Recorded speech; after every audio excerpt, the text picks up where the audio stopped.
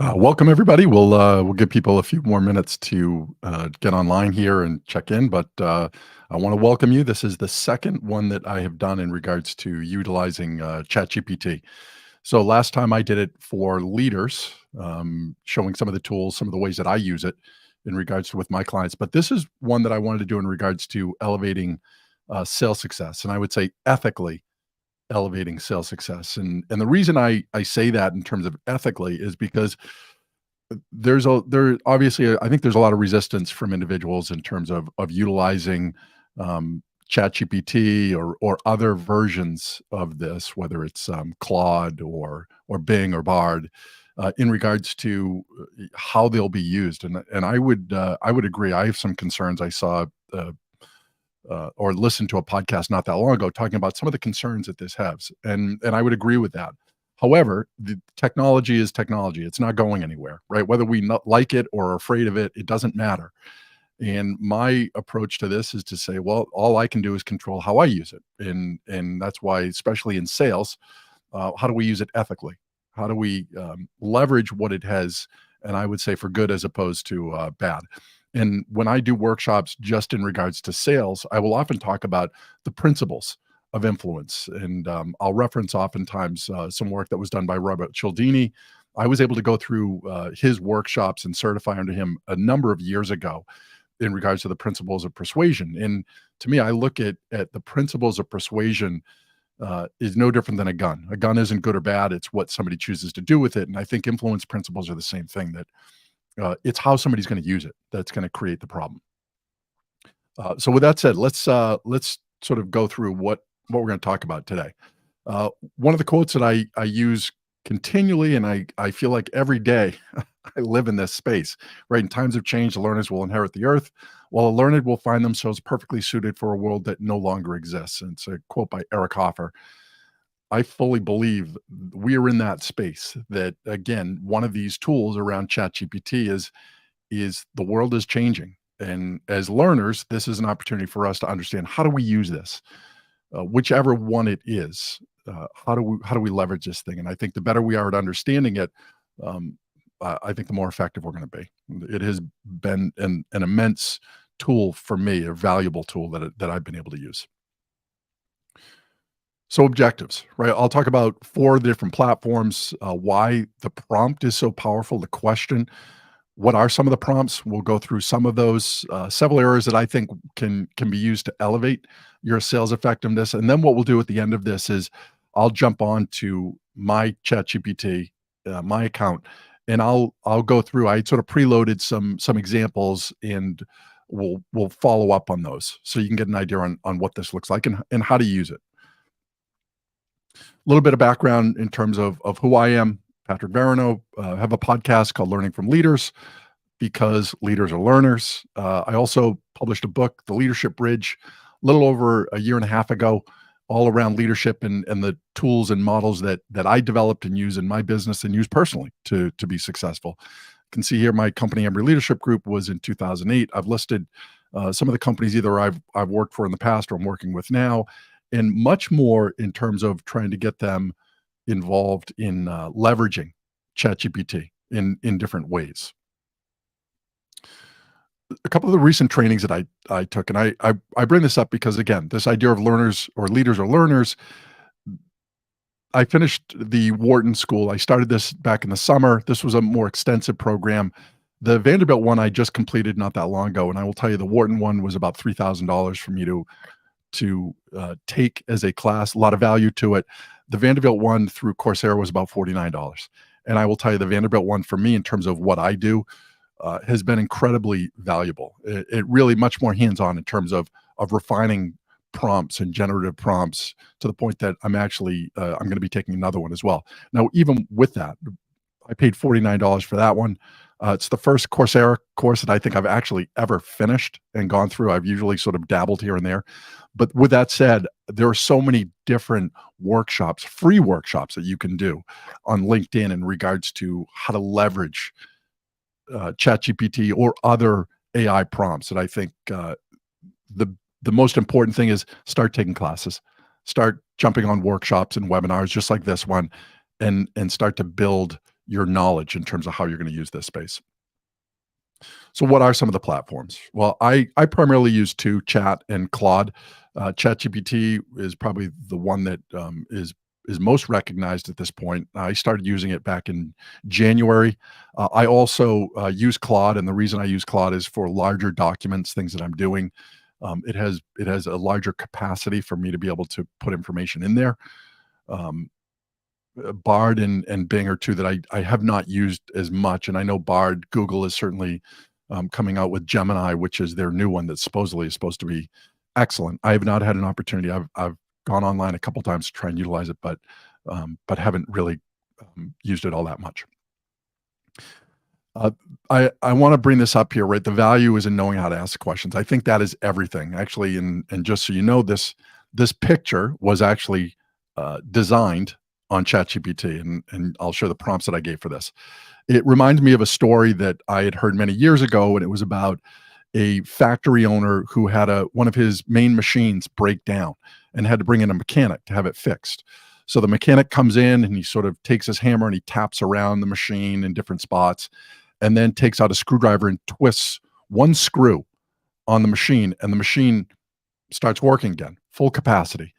And the factory owner is thrilled because this machine is really, his whole business revolves around this machine being able to produce.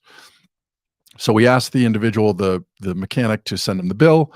So he sends the bill to the factory owner, the mechanic does, and it was $25,000. And the factory owner is enraged. So he calls the individual and says, "How could you do this? Like $25,000. You were here for literally not even a half an hour, and all you did was tap around and turn one screw." He said, "I want you to send me an invoice of that bill, an itemized invoice on that bill." So the mechanic sends back the bill, and it says just two things on there. One is turning the screw, which was $1,000, and then $24,000 was knowing which screw to turn, which was the knowledge in that, right? That's where the value came from. And again, I think it's the same thing with ChatGPT, is that the value is in knowing how to ask the questions. That unlocks to me the genie that's in the bottle here of how we can gain the most. And we're continually doing this. I think back to when I was in sales, I used to leave an office, and whatever objection or challenge that I got, I had a notebook that I would keep with me, and I would write down what the objection was or what the challenge was. And I literally would just sit there and write out, what would my response be? If I were to go back in there, or if that comes up again, how would I respond to that differently? And again, I think this provides an opportunity to do that on a much more efficient level. So the generative prompts, right? The power is in the question. So we're going to talk about 3 prompt patterns that I've used. There are many more, and you can sort of cobble these together in different ways. So persona, learner, and the interview. Refining your question, I think, is really important for us to think about. So as a prompt, and I'll show you an example of this, I could say, after I ask my question, suggest a better version of the question and ask if I want to use that instead. To me, this provides an opportunity for us, if we're even struggling with how do I ask good questions, I can use Chat or Claude or Bing or Bard or whichever other one I would use to help me to figure out, how do I generate better questions? How do I use this tool? So that's one that I can use as a generative prompt. Persona prompts. I think this is probably one of the most valuable ones for anybody in there that's listening or watching that is in the biotech industry, medical sales. I could do a persona prompt where I could say, act as a physician who specializes in whatever that area is. And maybe it's a study that I want to present to them. And I could say, review this study and give me your thoughts on concerns that you might have if I were to come in and present this study to you.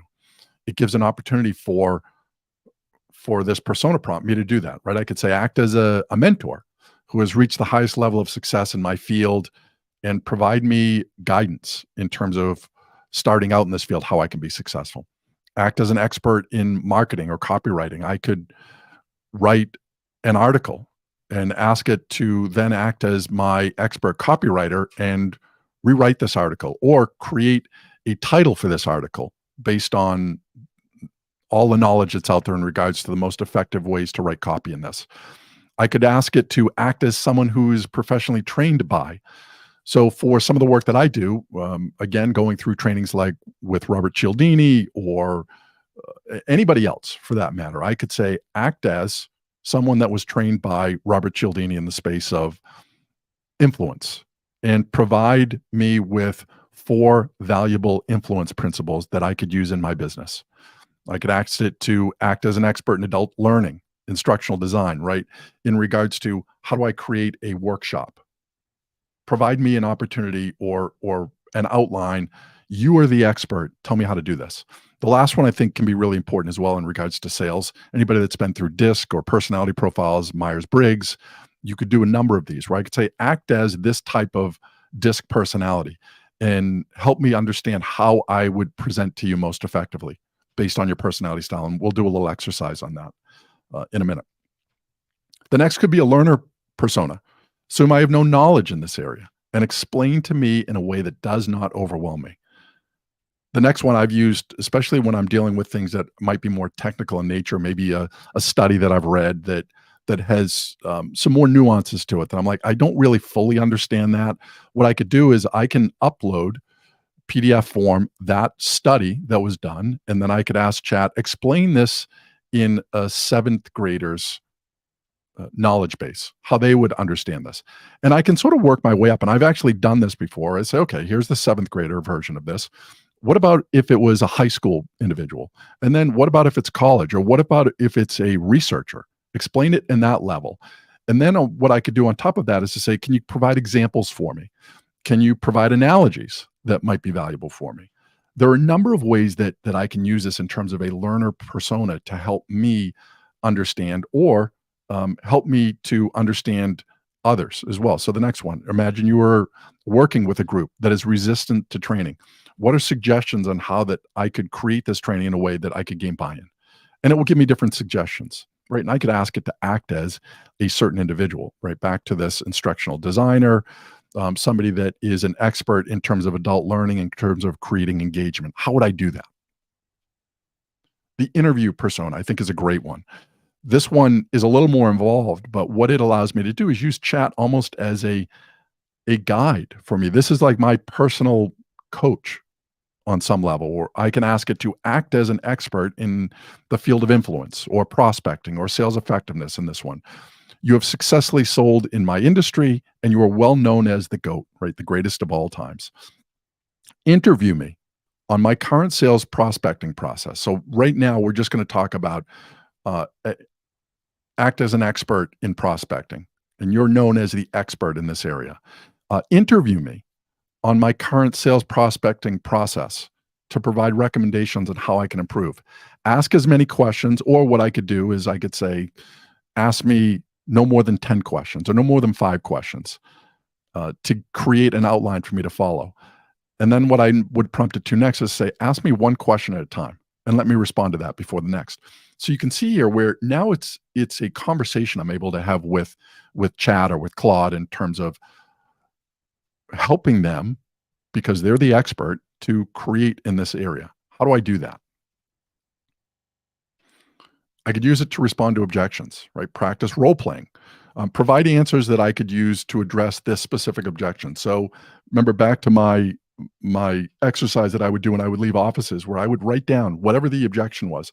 Well, I can use this now to say or request, here is what I'm selling. Here's my idea. What are 5 objections? Or here is an objection that I constantly run into. What are 5 different approaches that I could take to respond to this objection that I might be having? Gives me an opportunity to do that. Act as someone who's an expert in the field of persuasion, behavioral economics. What principles would be effective in this selling situation, right? So next, can you provide specific examples? Can you provide specific questions?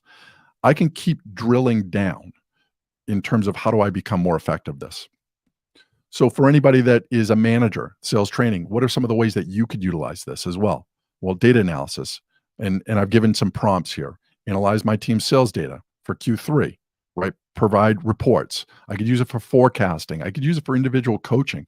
For team member John Smith, provide specific feedback regarding strengths. If you think about this now in terms of performance reviews, if you have been keeping reports in regards to your employees over the past year, I could upload those and ask it to analyze the last 6 performance reviews I've had with my employee and now consolidate those into a year-end report that I can then review with this employee. There's a lot of ways that I can use this, right? Administrative. Can you provide next week's team meeting agenda? I can use it to sort of streamline some of those things that are just uh, drudgery, I would say, and allow me to streamline those. Continuous learning, right? Sales methodology training. Please outline a 6-week interactive course. I can ask it to create things for me that I can use. I could use it for goal setting. I could say, here's an area that I want to improve in. Can you help me based on, and I use it based on a model that I created called SET, which is something that I use in the place of SMART goals because I find it easier and more valuable. I could ask it to do that, right? Objection handling. Generate 7 hypothetical customer objection scenarios for me to practice responses to. I could create this in terms of a continuous conversation that I have with chat where I could say, act as a customer in this space, somebody that is skeptical about what I'm presenting, but also has the ability to be persuaded if I provide them with accurate or the right information. And then let's walk through that one question at a time. Sales messaging. I could ask it to act as an expert in my area in terms of sales messaging. Here's what I'm saying. Are there ways that I could do this more effectively? Are there ways that I could say this more effectively? So that's one, another way that I could use this tool. So the great model is something that with my clients I created around resistance, and it plays off of a lot of the principles of influence, but it really is the idea that before somebody says yes, they're oftentimes thinking why they don't want to do this. So it's the great model is really about these 5 resistors, and the challenge is to ask yourself, how great is my resistance? So goodwill, reactance, experience, apathy, trust. Those are the ones that I find if people are going to resist, these are the reasons why they do. And this provides me an opportunity to go through, right? So goodwill, a customer chooses to shop at a store that donates a percentage of its profits to charity, right? Is what I'm offering them, is my company, is the request I'm making of them, is there a sense of goodwill that what I'm asking of them, I'm a good person, so to speak? Or reactance, right? Prospect refuses to meet with a sales rep that's too pushy. Is this an area that I might run into resistance? And I need to think of each of these things. So the last question that I have at the bottom here is really queuing up that to chat. Here's what I'm going into. Which of these great resistors might I run into? And then what influence principles could I use to overcome whatever those resistors are? So now again, I'm using this as almost a coach or a mentor that helps me to become more effective in terms of how I operate my business. So how have I used it? Well, a number of different ways. I use it to create case studies. I've done workshop outlines. I've used it for quizzes. I use it a lot for social media, where I take a lot of the models that I've created, and I ask it to generate different versions of prompts for me. I use it a lot for sort of what if scenarios, asking it. In terms of validation for the models that I've created, so cables, power, great, set, and needs are all models that I've created in different areas of leadership and sales development and team effectiveness. The benefit that chat has provided me now at this point, or any of these other AI platforms, is a lot of the legwork that I had to do behind in terms of when I was looking for what are the studies, what's the research that validates the behaviors that I'm talking about here. I can do this much faster now with chat. And I'll give you an example right here. How does the great model align with the most popular influence principles? And it will do that. I've used it with my cables model, which is all around leadership and behaviors. And I've cross-referenced it with work done by the Gallup organization, especially their model of Q12, which are the 12 assessment questions they use. And I'll ask it, can you align the cables behaviors in a way that will demonstrate how they can address each of the 12 Q12 assessment questions? And it has done that. Now, the benefit for me is that it allows me to speak to that or demonstrate that much faster than I could have done in the past, and give me many more variations of how I do that. Outlining and evaluating studies, I use it quite a bit for that now. And again, cross-referencing back. I read this study. How does this align with cables? How does this align with the model that I've put in regards to set goals? So the book that I wrote back in June of 2022, what I recently did was I had it created into an executive summary, and there are a number of different sites out there that do executive summaries. SoundView is one. Get Abstract is another one. And what they do is they take a book and they basically refine it down into about 8 pages. They cost several $1,000s for an editor to come in and do that. What I did was I used this one with Claude because, as I mentioned, Claude has a bigger capacity. And what I did was I asked Claude to act as an editor that creates executive book summaries and take my book, which was about 137 pages, that I was able to upload this PDF of the book into Claude, and I asked it, create an executive book summary based on, on what you do as an expert in that field. And it, within about 2 minutes, created this executive book summary of my entire book. Now I had to go back in and refine it a little bit, but again, it did it in 2 minutes. I spent about an hour maybe just refining different parts. And now I was able to basically have that created, and I use that as a gift now in terms of people wanting to sort of understand what's a leadership bridge about. Again, I use it as a coaching assistant. I also have been able to use it a lot for a lot of the plugins that continue to be added to chat. And there are just so many more in terms of how I use it or what I'll be using it for going forward. So let's jump into a couple examples of how you can actually use it. So give me a second here to switch up my screen. Hopefully you can see that.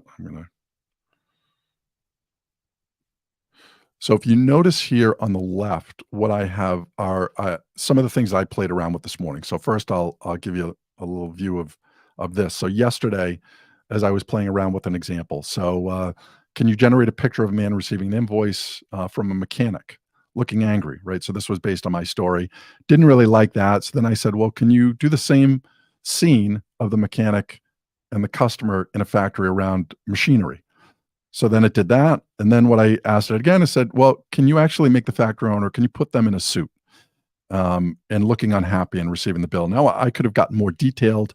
I could have continued to refine this. What I will tell you that you probably can't get a close view on here. What this doesn't do a very good job of is spelling as it relates to images. It doesn't know how to spell. So just be aware of that. If you were ever to use this for images, you're going to want to use it without spelling. So first, I want to go back to this idea of question refinement. So this is one that I started to play around with, right? So from now on, when I ask a question, suggest a bit of version on the question and ask if I want to use it instead. So this is what it did. I said, now it said, would you like to go ahead and ask a specific question now? I said, yes. How can I be more effective as a sales rep in 2024? Now, it didn't do exactly what I asked it to do. If you can see here, and this is why I left it, what it did was it immediately went and gave me some areas of improvement, things that I should focus on. If I want to get better this year, here are some things I could do. Leverage technology, understand your product, develop emotional intelligence, right? Adapt to changes, right? A lot of those are great ideas. So what I then did was I said, I reminded it again, remember what we asked about or what I requested of you from now on. So then it says, certainly, right? If you're seeking to refine your inquiry, and then it says, do you want to use this question? So I'm like, okay, I'll use that question. Let's see what happens. So I asked that question, great, incorporating, and then it goes through and it sort of gives me some other options in terms of how I want to use this. Now, I could then go and say, okay, well, right, can you provide more detail on number one? So then it goes through and says, here are some things that you want to do in terms of number one, right? Lead scoring and prioritization. Now, what I then could do is say, can you provide even detail and an example of number one?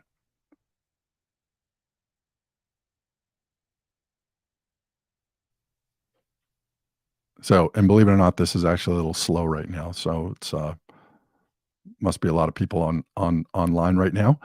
But what it's doing is it's immediately going through and saying, okay, a little more in depth in that area. Here are some of the ways that you could do this. Right? It's telling me what lead scoring is, the methodology used to rank prospects against a scale it represents. Now, I could ask it to go into more detail on any one of these things that it starts to give as recommendations. How to do it, how to implement it. For those that understand code, I could probably ask it to create code on this to be able to do this. Right. So there's one example. So if we move down to sales prospecting, right? So remember my question. What I did was act as an expert in the field of influence, prospecting, or sales effectiveness. This is the example that I used, and I was asking it, ask me questions, so that it says, "Great, let's begin by understanding your current sales prospecting process." Right. So how do you do it? Well, through LinkedIn. So then it says, "Okay, using LinkedIn can be effective. Can you tell me more about your approach?" So I subscribe to to LinkedIn Sales Navigator, and I send in-mails to potential prospects. Now, this isn't exactly how I do it, but I wanted to just sort of play along with this, right? So then it says Sales Navigator is a powerful tool on LinkedIn, right? Do you customize each message? So it's asking me a little bit more, right? So what do you do? Well, I talk about my service and I use a template email. It's good that you have a structured approach, right? But personalization, right? So now it's saying, yeah, what you're doing is okay, but here's how you need to get better at this, right? So then, well, I offer leadership workshops, I do coaching, right? So offering leadership development is valuable, and framing your services around tangible outcomes like improved engagement, retention, recruitment, and profitability is smart, right? So then it says, do you target specific industries? I say generally job titles, right? So then it keeps going through. Well, and then I say, I look only for their title. Should I do more? Right. So I'm getting kind of tired. Like I want a little bit more here. So then it says, yes, these are some of the things that you want to do, right? In terms of getting better. Right. So then I said, could you recommend a better approach for me that I can apply in the next 30 days? Right. So now what it's done is say, sure, I'll help you sort of figure that out. Here's over the next 30 days, if you want to get better at prospecting, here are some of the things that you could do. So now I could look at this and say, okay, well, maybe updating my LinkedIn is something that I really want to take a closer look at. And I could say, and you act as an expert,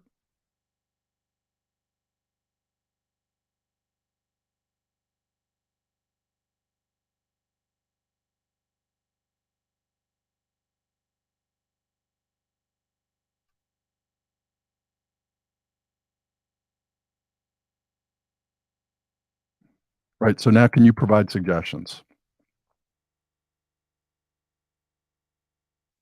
Right. I could say, can you help me figure out what would be a better way to upload? So now it's going to tell me like, these are the things that I'm going to want to do.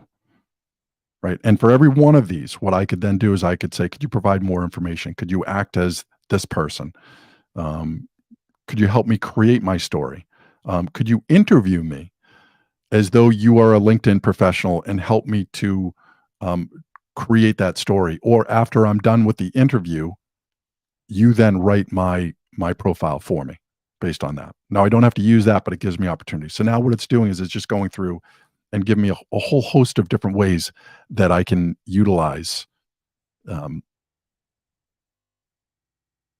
this to create a better profile. I can take any one of these sections and ask for more information, more detail, whatever I want to do. So the next one, right? Sell to a certain personality. To me, this is a really valuable one. I do a lot of work with DISC. DISC for sales is an actual assessment where we actually look at personality profiles based on a selling environment. Why that's important. I use it a lot for conflict in organizations where we take an assessment based on our DISC personalities as it relates to how we show up when we're in conflict. So again, what I did was I asked it to act as a person with a dominant style personality based on DISC. So that's one of the 4 personality styles in DISC. What is important for me to know when trying to sell to them? So what it does is it tells me like, these are some things you might want to consider. Be direct, focus on results, respect their autonomy, be prepared and professional, right? Challenge and stimulate ways that I want to do that, provide facts and data. And there are reasons for this that when we go through and we train in this area, we talk about why these things are important for this specific personality style. So then I could say, okay, well, the opposite, or sort of as we look at another disc profile, steadiness is another one. I could say, well, what about a steadiness personality? So what this does is then says, okay, well, you need to build a relationship and trust. You need to be patient. You need to provide support, and assurance with them. This is this is how I need to approach this type of individual. If I want to get better at dealing with them, this is how I might do it. Um, so I could go on. One of the things I had written down, I could say, what would be an effective way to initiate a call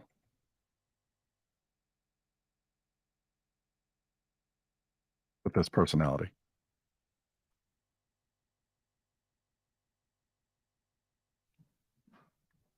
Right. So now it's giving me some things that I should be doing. Right. Personalized, personal greeting. Proceed. I could say, can you provide me questions?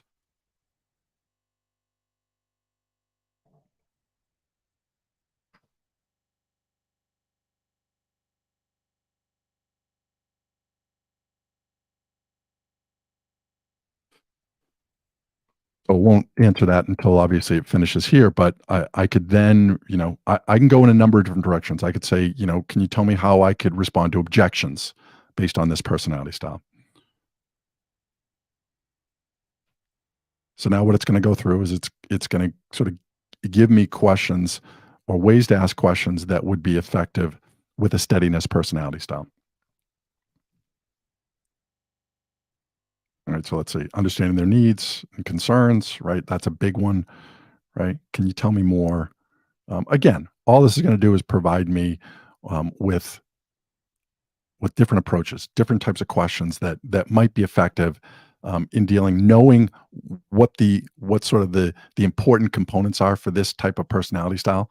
This is where this becomes valuable, right? And again, I could do this um, for any type of profession that I'm selling to, whether it's industrial or medical or whatever.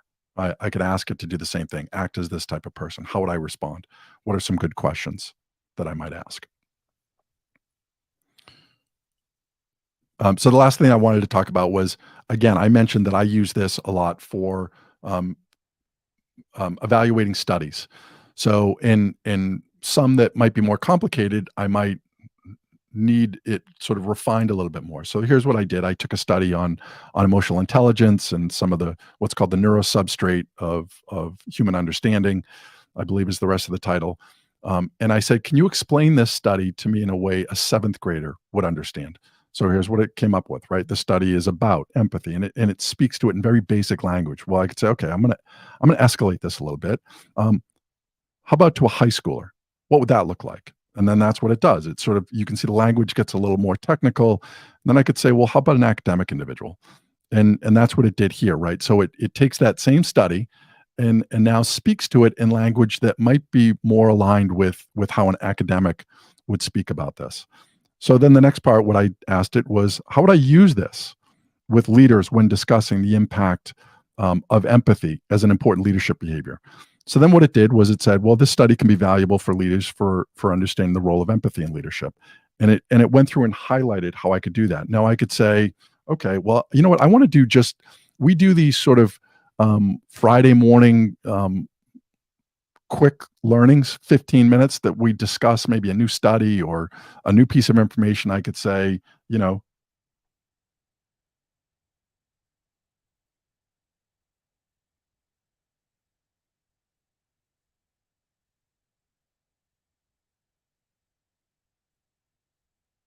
I could ask it. I could say, look, I want to do this. Can you create a 15-minute workshop? And this is what it would do, right? It would give me a title for it.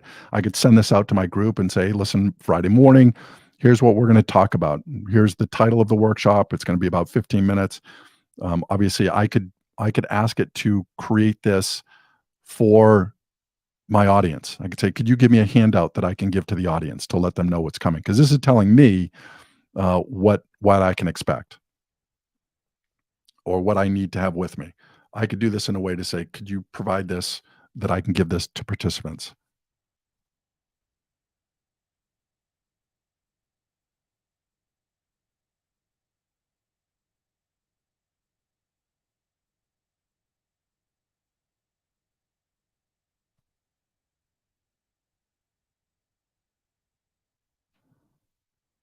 So now what it's going to do is it's not going to give me, give them all the background. We're going to do this for 10 minutes. We're going to do this for 5 minutes. It's just going to give them something so that they can understand what we're going to do. To me, again, there are so many different ways that we can use this. The value of this to me is absolutely incredible in terms of how we do this. So I'm going to come down here. That was the last piece that I wanted to show you in regards to how you utilize chat. So I'm going to switch things up here, and I'm just going to wrap things up. So many different platforms that we can use, right? The power is in refining your questions. It's something that I continue to work on now. How do I get better at asking questions? What are ways that I can combine questions to get better answers? And it really is sort of this trial and error in terms of learning, right? The errors are unlimited. It requires continuous training. This continues to change, and the add-ons, the plugins, the things that we can use continue to advance. But there are so many different options that we can use on this. So hopefully you found this valuable as it relates to sales. Again, there'll be more of these in different areas. So if anybody has another area that they'd like to see more detail on, please feel free to reach out to me. And I hope you've enjoyed this. Hope you found it valuable. The power is in the question. Hope you're able to go out and use this. Have a good rest of your day. Rise above your best, and happy holidays. Have a great holiday. I'm going to jump off.